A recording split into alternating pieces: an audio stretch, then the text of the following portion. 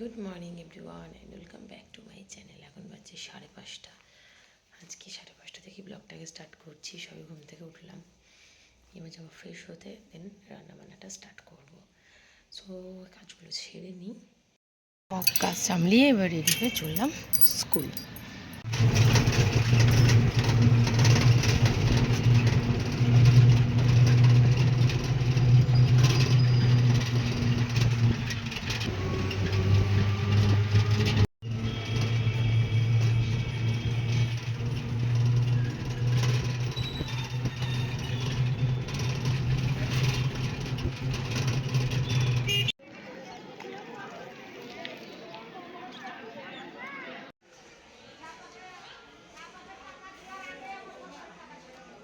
ভালোই কাটলো না পিসিমণির বাড়িতে?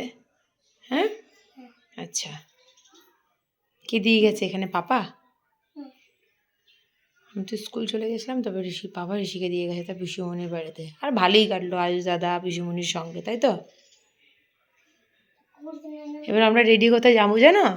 ট্রেনে করে আমরা কোথায় যাবো জানো? রেডি হয়ে বিয়ে বাড়ি। বিয়ে বাড়ি যাবো আমরা, পাপাও যাবে। বিশাল মজা নাকি? ঋষির পিসিমণির বাড়িতে এসে আমি এখানেই থেকে গেলাম। এখানেই ওর পিসিমণি বললো যে স্নান টান করে নাও, স্নান টান করে নিলাম। তারপর পিসিমণি আর আমি যেহেতু একই সাইজের ড্রেস পরি, তাই ড্রেসটাও ফিট হয়ে গেছে। অ্যান্ড দেন লাঞ্চও করে নিলাম।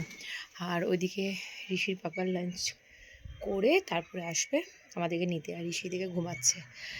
তা আমিও ভাবলাম ছাদে এসে একটু চুলটা শুকিয়ে নিই, তারপরে এখান থেকে একদম কোয়ার্টারে যাব, এখান থেকে ঘরে গিয়ে রেডি হব একদম। তো এরই মাঝে আপনাদের সঙ্গে একটু কথাও বলে নিলাম। যাই হোক, একটু পরেই বেরোবো, মোটামুটি 4টে নাগাদ আর কি বেরোবো। 5:15 তো ট্রেন, আমি একটু রেস্ট নিয়ে নিই। রেডি হয়ে গেছি, চললাম। হাতে একদম টাইম নেই, মোটে 10 মিনিট রয়েছে। যে ঋষি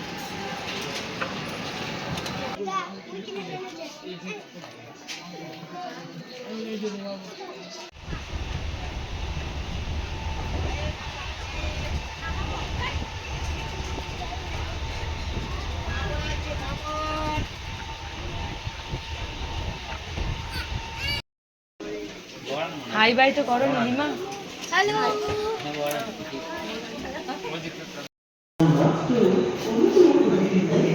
এই এখানে, এদিকে এদিকে।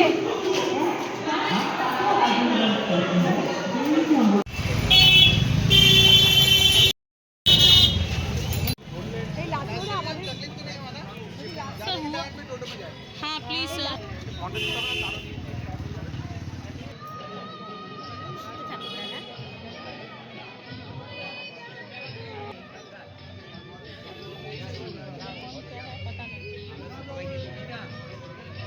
ऋषि